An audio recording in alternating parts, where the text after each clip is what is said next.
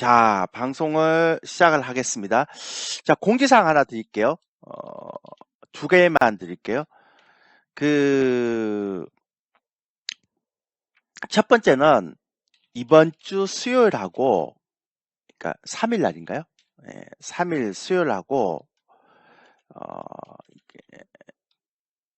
그 다음에, 다음 주 월요일, 8일 월요일, 저희야 뭐 공개 방송해도 여러분들 강의는 다 하니까. 그러니까 이틀 동안은, 이게 장중 무방을 합니다. 와우넷 사이트에서. 예, 예. 장중 무방을 두 번 합니다. 이번에는 이게 신상품 출시 때문에 장중 무방을 좀 두 번 하게 됐어요. 그러니까 무번을 합니다. 예, 그래서 제가 아마 8시 아마 40분부터 시작할 것 같은데 장중 무방을 할 건데, 그러니까 그 참고하시면 되고요. 제가 요때는 장중 무방을 하고요. 그 다음에 8월 8일부터 월요일부터 8월 며칠이죠? 20 며칠인가?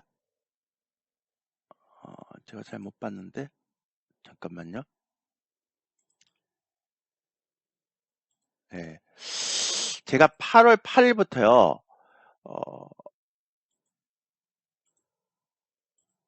이게 8월 8일부터 8월 21일까지요.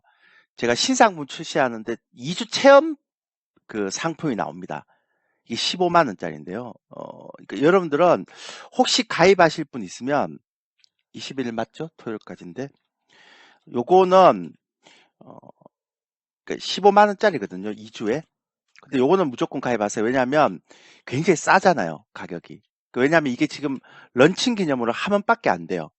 그리고 8월 21일부터는 월요일부터는 다시 4주에 55만 원으로 올라가기 때문에 이제부터는 할인도 없고 이게 아무것도 없습니다. 그러니까 쿠폰도 없고 그렇기 때문에 마지막으로 이게 이벤트 가격이 딱 마지막이거든요. 한 번만 하라 그래갖고 제가 와우넷에서. 그래서 우리 기존 회원님들은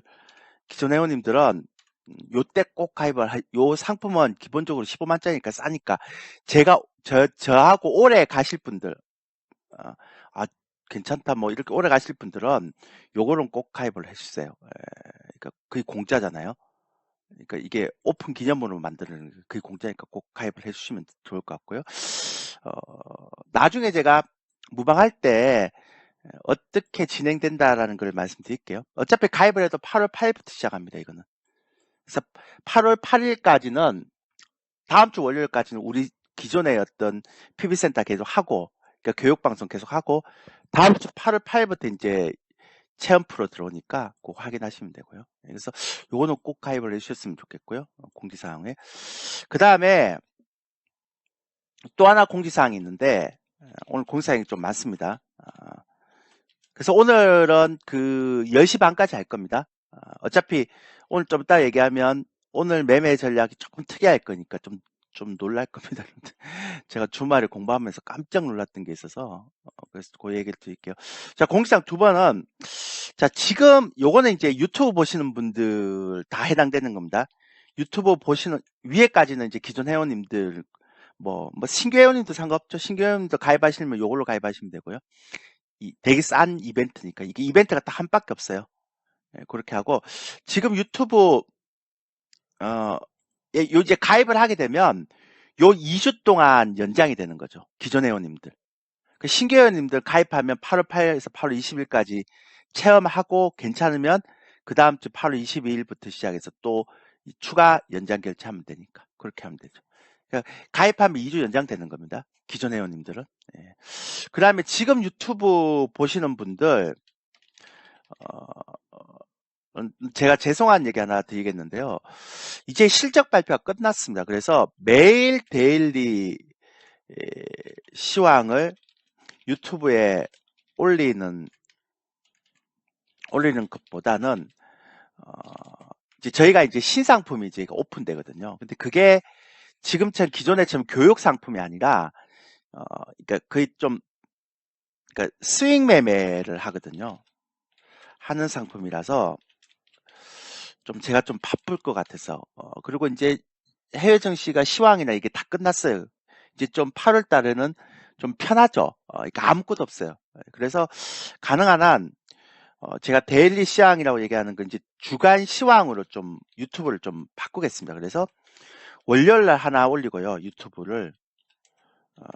그 다음에 목요일 날 어차피 방송 출연 영상이 있어요. 영상 때문에 이걸 하나 올리면 됩니다. 그러니까 방송 출연 영상에서 제가 어차피 유튜브 데일리 시황처럼 그게 똑같은 그 시간대로 올리면 되니까요. 그래서 제가 지금 생각하는 거는 월요일 날 한번 올리고 이제 수요일 날 유튜브 영상을 한번 올리고 그 다음에 목요일 날 방송 출연 영상 올리고 이렇게 되면 총 3번이 올라가죠. 주간에. 그래서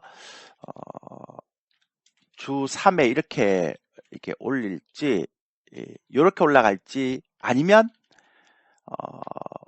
수요일 날보다는 아니요 제가 좀 이따 말씀드릴게요. 그거는 제가 금요일 날 이렇게 유튜브를 올릴지 요거는 제가 결정을 해야 됩니다. 그러니까 월요일 날 주간에 그러니까 증시 점검을 하고 그 다음에 목요일 날은 그 주간에 방송 출연 영상에서는 주간에 있었던 내용을 얘기하고 그 다음에 금요일 날은 이게 주간 이제 정리 이렇게 하고 이렇게를 할까 지금 고민 중입니다. 어쨌든 방송 출연 포함해서 주 3회로 이제 조금 축소를 좀 시킬게요. 그걸 좀 여러분들 이해를 좀 해주시면 될 것 같고요. 윤희원님, 제가 그 와우넷에 기존 회원들한테 2주 상품에 쿠폰 좀 적용하자라고 이제 말씀드렸는데요. 15만이라고 너무 싸다고 안 된다고 그러네요. 그래서 어쩔 수 없이 쿠폰 적용은 1개월 상품만 기존 회원님들 얘기합니다. 만 적용시키는 걸로 것으로 하겠습니다. 죄송합니다. 와운에선 이게 너무 싸서 어차피 한 번 하는 거고 너무 싼데 이거는 쿠폰 적용시키면 10만 원이잖아요. 그러다가 이게 또 적립금 적용시키면 막 8만 원 뭐 그렇게 해서 안 된대요. 좀 해주라 그랬거든요. 근데 안 된대. 너무 짜서. 그래서 1개월 상품에만 접목시키는 걸로 하겠다 그랬으니까. 그렇죠? 근데 걱정하지 마세요. 제가 지금처럼 하면 여러분들 뭐 수익 내갖고 다 가입할 수 있게끔 해드릴게요. 뭐 약속은 못하겠지만 그러도록 최선의 노력을 다해야죠. 지금처럼만 하면 될 것 같습니다. 예. 이렇게 하시면 되죠. 그러면 제가 다 유튜브 하시는 분이나 이런 분한테 다 공지사항을 했습니다. 오늘은 유튜브도 좀 길어지겠네요. 예, 그렇게 하시면 되고 자 시작할게요. 늦었네요. 지금 35분인데 오늘 어차피 시초가부터 공략하는 게 없습니다. 저희가 제가 그러니까 좀 여유가 있죠. 제가 볼 때는 한 내일 정도부터 시작해서 매수를 할 것 같은데 매수단 매돈. 근데 오늘은 시초부터 공략할 거 없습니다. 갭상승한 이후에 시초가부터 공략할 거 없으니까 좀 천천히 들으세요. 오늘 중요한 내용이 많아요. 예.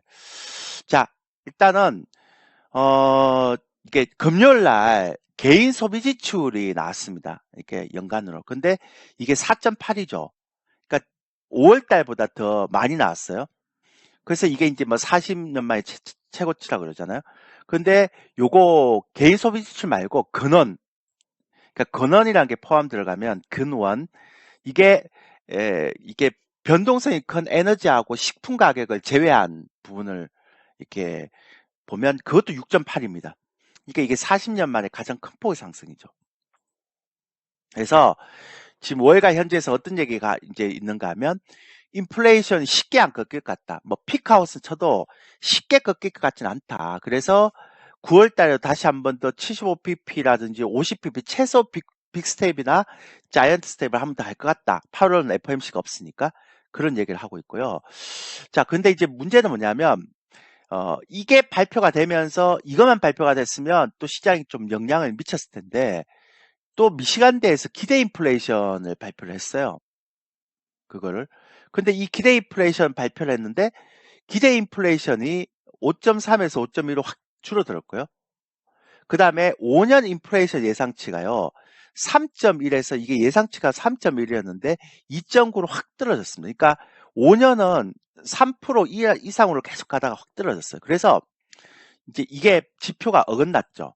그러니까 개인 소비 지출 인플레이션 지표 물가 지표인데 이거는 4.8로 올라갔고 근원도 6.8로 올라갔는데 기대 인플레이션이 다 떨어졌어요.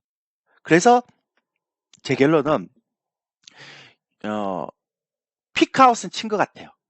근데 쉽게 꺾일 것 같지는 않겠다. 계속 이제 고점에서 계속 유지는 할 것 같다. 그래서 페드가 좀 더 공격적으로 아마 9월 달에 금리 인상을 또 할 것 같다. 최소 50bp에서 75bp도 할 수 있을 것 같다. 그래서 만약에 9월 달에 75bp를 하게 되면 시장의 충격이 좀 있겠죠. 왜냐하면 기존에 50bp를 다 생각하고 있었기 때문에. 그 다음에 미시간대 소비자 신뢰 심리 지수가 나왔는데요. 이것도 51.5로 소폭 상승했습니다. 근데 여기에 비하면 그죠? 아직은 계속 안 좋잖아요. 예. 자, 그 다음에 미국의 개인 저축률하고 가처분 소득인데요. 저축률이 꽤 많이 내려와 있어요, 지금. 이게 5.1까지 떨어졌습니다. 지금 표시는 안 해놨는데. 그러니까 5.1까지 떨어졌습니다, 이게. 그러니까 저축률이 떨어진다는 건 무슨 얘기인가 하면 미국 국민들의 저축을 점점 많이 쓰고 있다는 거죠. 그래서 이제 저축할 돈도 없다는 거예요. 그러니까 이제 일하러 나오는 거예요. 그래서 고용 지표가 올라가는 거죠. 그죠? 그래서 미국 국민들이 이제 저축할 돈도 없어요. 이거 5.1입니다. 5.4가 아니고 5.1로 떨어졌습니다. 이게 반역치가. 그러니까 이렇게 옛날 2021년도까지만 들어도 국가에서 돈을 계속 주니까 번족족 저축을 했는데 이제는 벌어서 다 써야 돼요. 그러니까 저축할 돈이 없어요. 근데 주가가 떨어지다 보니까 가처분 소득도 굉장히 많이 떨어져 있는 상태죠. 그러니까 실질적으로 소비가 위축될 수밖에 없는 거죠. 그러니까 필요한 소비만 하고 합리적인 소비밖에 할 수가 없는 거죠. 그죠? 자, 시카고 구매자 PMI 지수가 나왔는데요. 예상치가 52.1이 나왔습니다. 55인데 결국 뭐냐면 기업들이 제조업에 대한 경기는 진짜 안 좋아요 지금. 그러니까 고용만 좋다는 뿐이죠. 그래서 파월 회장이 고용이 좋습니다라고 얘기를 하고 있지만 이게 고용이 좋아서 좋은 게 아니라 아까도 말씀드렸잖아요. 돈이 없으니까 이제 저축을 까먹고 살아야 되니까 그러니까 빨리 이제 돈 벌러 나와야 될 거 아니에요. 경기도 안 좋아진다 그러니까. 그러니까 이제는 어 계속 이렇게 이걸 이제 그 뭐 임금이 올라가도록 그러니까 그 다음에 뭐 저축을 까먹고 막 그렇게 쓸 수 있는 상황이 아니거든요. 다들 보시면 아시겠지만. 예. 그리고 미국의 고용 비용 지수하고 임금 상승률이 있어요. 그러니까 이 고용 비용 지수라는 건 뭐냐면 그러니까 임금 상승률은 그러니까 임금 상승을 했을 때 이제 임금이 얼마나 올라가느냐 이 게임이 있기 때문에 근데 좀 피크아웃 쳤죠? 근데 여전히 높아요. 그래서 그러니까 이제 지금 막 고용을 많이 하게 되면 임금을 많이 받는 거죠.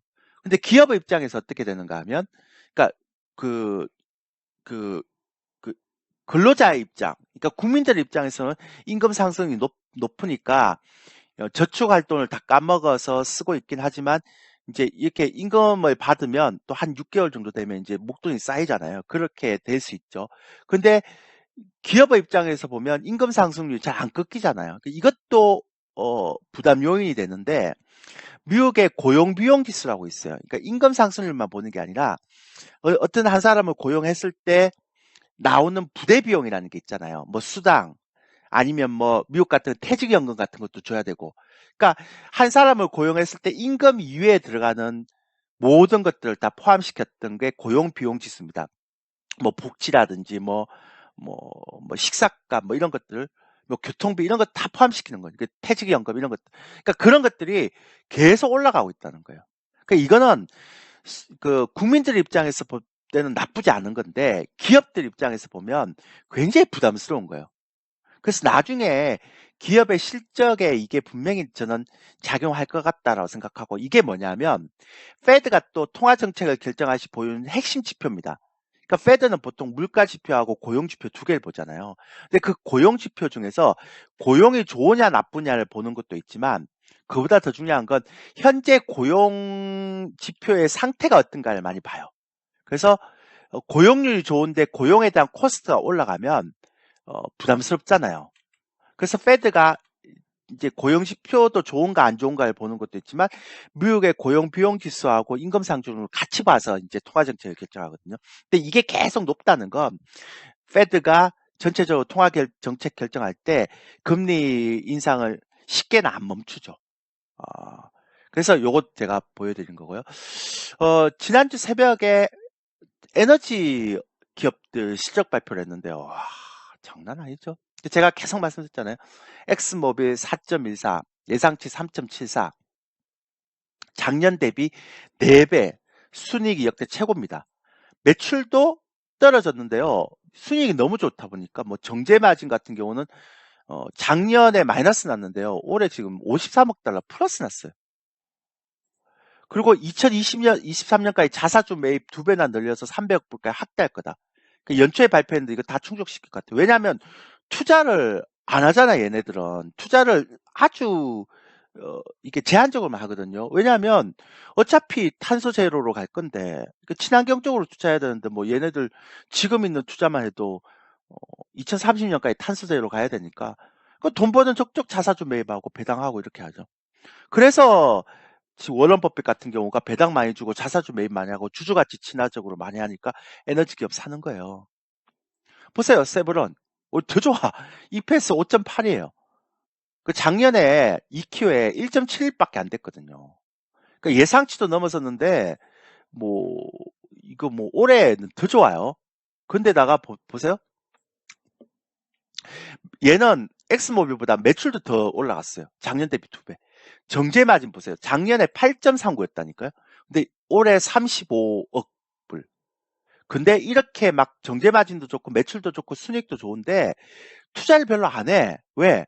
어차피 탄소 제로 가야 되니까 2030년까지. 그러니까 얘도 자사주 매입을 50억 달러에서 100억 달러 하겠다 그랬는데 100억 달러에서 150억 달러를 확대하겠다는 거죠. 그러니까 결국 무슨 얘기인가 하면 주주 가치 이익을 계속 극대화시키는 정책을 계속 하는 거예요. 그러니까 워런 버핏이 좋아하지 않을 수가 없죠. 그러니까 요즘 누가 이렇게 주주 가치 자사주 매입을 하고 그럽니까?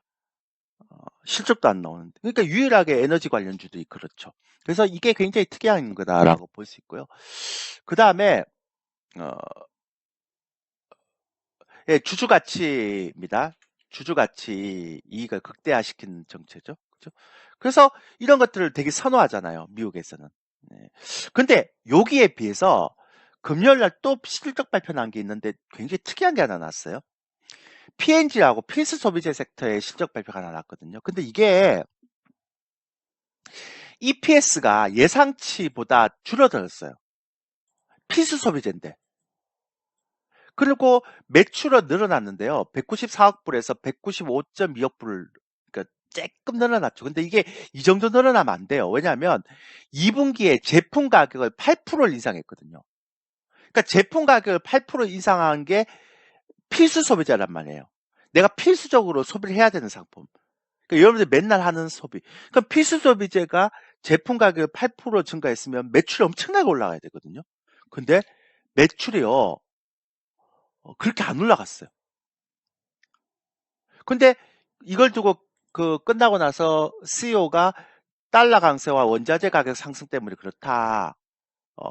그 고물가로 소비에 타격을 입었다. 이렇게 얘기를 하고 있는데 저는 이거는 코스트 요인이잖아요. 그러니까 이거는 EPS에 반영돼야 되는 거고 매출에 반영되면 안 되죠. 뭐 매출에 반영될 수도 있겠지만 원가에 가져오는 형태로. 근데 확실히 이렇게 인상을 했는데도 불구하고 매출이 줄었다는 건 소비가 타격을 입었다는 거죠. 고물가로. 근데 이게 정말 심각한 게 뭐냐면 사람들이 내가 사치품 같은 거 있어도 되고 없어도 되고 뭐 옷 같은 거 이런 건 안 사도 돼요. 근데 P&G는 필수 소비재거든요. 그러니까 필수 소비재를 줄인다? 가격이 올라서? 그러니까 제품 가격을 8% 올렸는데 필수 소비재를 줄인다? 뭐 기저귀 같은 거 좀 아끼고 뭐 휴지 같은 거 아끼고 이렇게 된다라는 건 소비가 얼마나 이게 침체되는 걸 알 수가 있죠. 그래서 2분기 실적을 보면서 미국의 소비 관련한 대부분의 기업들이 2분기 실적도 안 좋고 가이던스도 되게 부정적이었어요. 월마트, P&G 이런 것들. 그래서 제가 느끼는 건 뭐냐면 IT는 성장주는 실적이 안 좋게 발표됐는데도 불구하고 주가가 그러니까 주가가 컨센 예상치보다 너무 낮게 잡아놔서 반등을 한 거고요. 소비는 확실히 안 좋고, 그죠? 그리고 고용은 좋고 에너지 관련주들은 최고 좋다. 이게 이제 제 결론이죠. 2분기 실적이 이제 발표가 끝났으니까. 예. 그래서 이렇게 보시면 되고요. 자, 나스닥 1.88 올랐죠? 야간 선물이 생각보다 덜 올랐어요. 1.88 올랐는데 야간 선물이 좀 덜 올랐습니다. 요거 여러분들이 염두에 주시고요. 그 다음에 아까 말씀드렸죠. 이렇게 보면 제가 실적 다 얘기하고 보면 이해가 돼요. 아마존 제가 시간에 급등했다 그랬잖아요. 지난주 목요일 날 새벽 방송하면서. 근데 쉐브론 8% 올라갔죠. 그죠? 그러니까 어 그러니까 보통 보면 테슬라, 아마존 이런 것들을 많이 올라갔는데요. 메타, 인텔, 그러니까 성장성이나 그 3분기 실적 발표 딱 끝나고 나서 가이드라인을 좋게 안 했던 애들은 다 떨어졌어요. 그죠? 인텔 뭐 보면. 그래서 앞으로는 이제 올라가더라도 종목 차별화가 확실하게 나오겠다라는 게 제 생각이고요. 그 다음에 유가, 지금 구리 가격이 조금씩 올라와요. 그러니까 주가가 약간 경기가 이제 조금 경기 그 침체에 대한 우려가 약간 사라져서 그런지 몰라도 경기에 가장 민감한 구리 가격이 좀 올라가 있죠. 유가는 안 빠집니다. 네. 밀 가격이나 이런 것들은 올라갔다 떨어졌다 하는 거죠. 그래서 어제 좀 보는 거는 구리 가격이 좀 올라가고 요거 때문에라도 제가 시장이 약간 더 올라갈 수 있겠다. 유가는 아직 택도 없고요. 제가 계속 말씀드렸던 거고. 자, 달러 인덱스는 105까지 떨어졌어요. 그러니까 얘가 109까지 찍었다가 좀 빠지죠. 그러니까 얘가 빠져야지만 달러 강세 현상이 조금 더 해소가 돼서 아무래도 그 위험 자산이란 주식 시장에 들어올 수 있잖아요. 그것도 느끼면 봐야 되고요. 자, 국채 금리는 마이너스고요. 얘는 마이너스 플러스 0.28까지 떨어졌습니다. 나중에 10년물하고 3개월물하고 역전돼갖고 마이너스 되면 내년에 아마 경기 침체 올 것 같습니다. 예, 그렇게 하시면 되고 수급 포인트는 계속 올라갑니다. 그냥 신용융자는 1조. 나중에 이거 문제 되겠죠. 당장은 아니라도. 그래서 계속 올라가고 있습니다. 970억, 800억 이래갖고 어느덧 1조까지 올랐습니다. 그 다음에 신용융자 추이는 됐고요. 이거는 거의 딱 안 올라옵니다. 자, 외국인들의 선물 롤오버가 있는데요. 5,900계약이다. 많이 안 남았어요. 317에서 318 그 단가인데 많이 안 올라, 그러니까 많이 안 남았어요. 그리고 외국인 수급 동향을 보면 7월 14일부터 보면 코스피는 113포인트 올라갔는데요. 4.9포인트. 코스닥은 39포인트, 5.2포인트. 코스닥이 더 많이 올라갔죠. 근데 외국인들은 코스피는 2조 4천억 정도 샀는데 코스닥은 지금 팔았습니다. 선물도 7,900계약 팔았습니다. 근데 개인들의 곧버스, 인버스2X는 646억 샀습니다. 굉장히 특이하죠. 제가 읽어보면서 느끼는 거 뭐냐면 완전히 베어마켓 랠리구나. 베어마켓 랠리인데 외국인들은 금리가 올라가는 데서 대형주만 사지 코스닥 같이 중소형주 안 삽니다. 그죠? 그러니까 지수는 올라가더라도 셀트리온 헬스케어나 셀트리온이나 뭐 2차전지 이런 게 사서 올라가는 거지. 확실히 대형주는 거래소에 싼 대형주 사지 코스닥 종목도 안 삽니다. 올라올 때 팝니다. 그 다음에 선물도 그렇게 많이 사지 않습니다. 근데 개인들은 곧버스 사고 있죠. 네, 똑같은 대로. 많이도 안 사죠. 얘도 한 1,000억 사야 되는데 646억은 제가 말씀드렸죠. 해지의 개념을 사는 것 같다고. 의미 없어요. 네, 그렇게 보고 금융투자 인버스 ETF는 7월 누적까지는 1,200억, 82억. 이제 8월 달부터 봐야겠죠. 네, 그래서 전체적으로 보면 2분기 실적 외국인들의 그러니까 미국 기업도 보고 막 그렇게 보더라도 베어마켓 랠리다 이번에는. 그래서 이 베어마켓 랠리가 언제까지 가느냐, 그러니까 9월 달까지 가느냐, 8월 말까지 가느냐 이 게임인 거지.